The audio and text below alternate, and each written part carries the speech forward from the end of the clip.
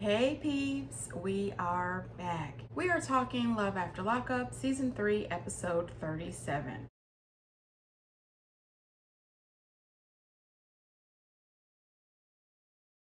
All right, so we start off with Rachel and Doug. She starts out by packing all that bologna in a cooler with some beer, which is supposedly non-alcoholic beer. And I thought, girl, you are just going to pick him up from jail. Does he have to have the bologna and the non-alcoholic beer right then? But I guess so. So with the bologna, the non-alcoholic beer, and the boobs, she's got, 3 of the 4 B's. She's already dropped little Dougie Jr., off with her mother so that her and Doug can have some alone time at home without little Dougie. Well, we find out that Doug has something in common with Quaylen from last season. He too has been in jail since he was 17 years old. Still childish and immature, and as far as I'm concerned, he is not ready to be in this grown-up situation as a husband and a father. I do not have high hopes for this relationship. So before she picks him up, she lets him know that she's spoken with his probation officer, and he's only allowed out of the house from 8 a.m. to 5 p.m. Monday through Friday. He's not allowed out of the house at all on Saturday. And he throws a complete fit about how it's not fair. He needs a new probation officer. This isn't right, that he's not allowed out of the house after 5 o'clock and he can't come out on the weekends. Well, my thing is this. At least you're not in jail. Okay? In jail, they have rules there as well. And you get to stay in this nice little 6x6 cell. Okay, at least you get to stay in her really nice house that she paid for. Stifle. I'm just saying, all of this is a red flag if you ask me. I think it's only going to be a matter of time before Big Dougie is back in jail. I have spent not that much time with Douglas, maybe like 2 weekends out of the month. What if I find out you're a serial killer? What if I find out that you are a secret drug addict? What if there's things that I just don't know? Honey, listen, there's a lot of things you don't know. But you are about to find out that you have made a mistake with this guy. Well, she picks him up from jail, and there is a full-on makeout session right in front of the jail, in front of the officers and in front of the jealous prisoners, as he says that they are so jelly.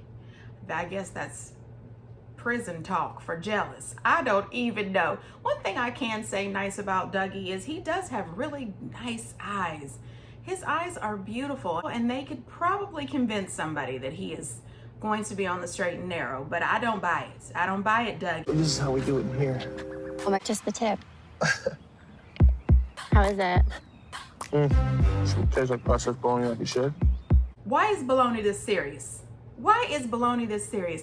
Now listen, I come from this really small town in West Virginia, and we used to have this bar there called Benny's, okay? And Benny's used to have the big red rolled bologna, and they would slice it in huge slices and then cut the 4 little slits around the sides of the bologna, fry it up real good and dip it into some specially homemade barbecue sauce, slap that on a big burger bun. Woo, that was a delicious sandwich. But as much as I enjoyed that bologna sandwich from Benny's, I don't understand what's happening with, Dougie and all this bologna. I don't get it. Anyway, I don't see this relationship being successful. I really don't.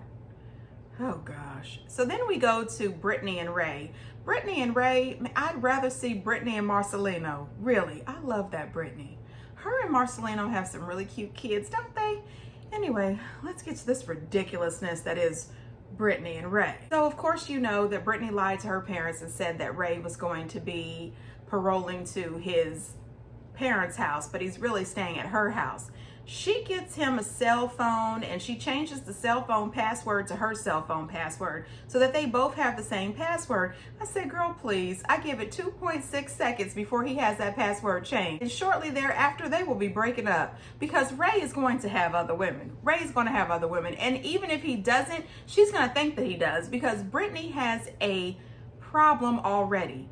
Already she has been busted breaking into his Facebook. Listen, when you get to a point of a relationship, when you are checking social media, you are trying to make sure that you know the passwords to everything, you're already doomed for failure. It's a girl, bye. The relationship is over. I never want to be in a relationship with anyone that I have to check his cell phone.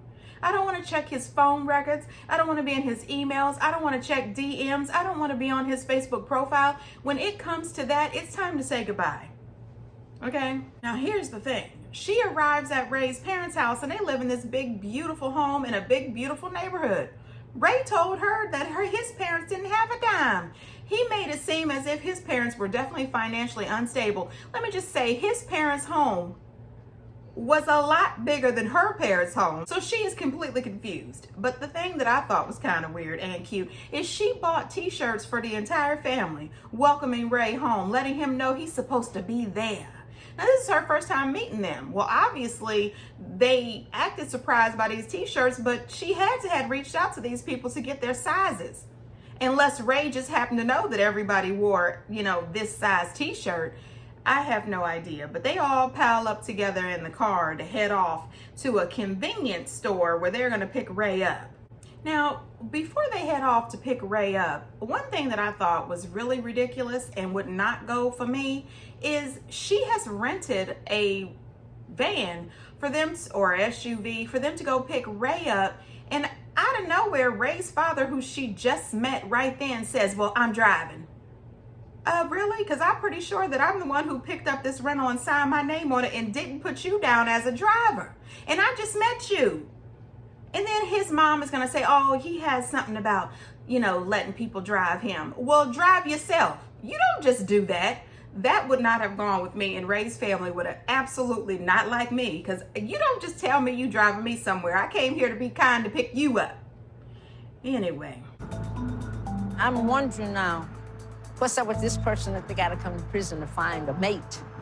Why you got all these things going for you, why you ain't got a man out here? You know what I mean? You know what? I was wondering the same thing. The same thing. I'm with Grandma.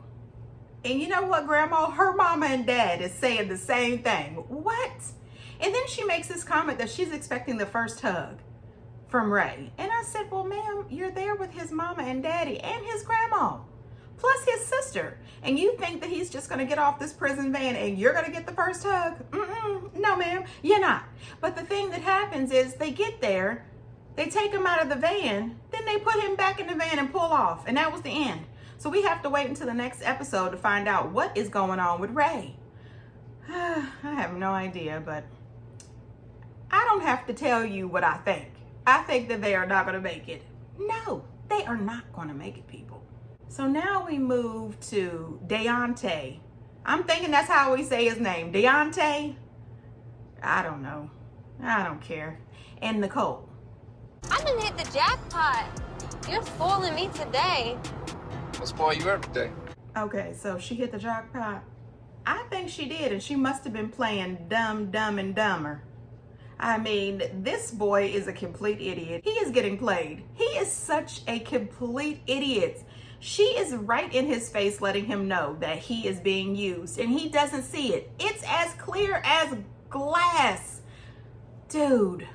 Let's go meet her and everything. I think I'm just gonna go in here by myself. So, well, hold on, what now? I want you to meet my mom eventually. When you meet my mom, I want it to be special. You know what? See what I mean? He is out of his daggone mind. The best thing for him to do is to just let it go. Cut everything off, move on. Find you a girl that is local, who has a good, clean record, who is not in jail, preferably somebody from the church, because you need someone who is going to be absolutely honest with you, because I'm feeling that the way he behaves, any woman off the street could tell him anything and he'll buy it. All she has to do is have big boobs and he'll go for it. Deontay, Dante, Deontay, whatever, you have got to stop this. Listen to your mama, buddy. You are being used and taken for an idiot. There's a few things that I haven't told Deontay, but, just because I'm in love with him doesn't mean I don't want to talk to anybody else anymore. I knew it. She is sitting there on your phone. On your phone. She says she doesn't want to be in a committed relationship. She wants to see other people. Other people. Buddy, that's your phone she's on. You paid $1,000 for that phone. Oh, gosh, you would think he would have learned his lesson. Clearly not. Maybe this time you'll learn. Some people, it takes multiple times to get burned before you actually get a clue. Courtney and Josh, well, they've had the sex, okay? And everybody was happy. You know, those dogs were in bed. And, you know, I like dogs. I do, but not in my bed. I mean, especially when I'm trying to have some fun time, some intimate time, you know what I mean. Why are those dogs everywhere? Then she makes him dinner. They have a little steak and some macaroni noodles from Kraft to somebody. Listen, he enjoyed it. He said it was the best meal he's had. You know, he's been in prison forever, so I totally understand it. And of course, the dogs were there all around the table.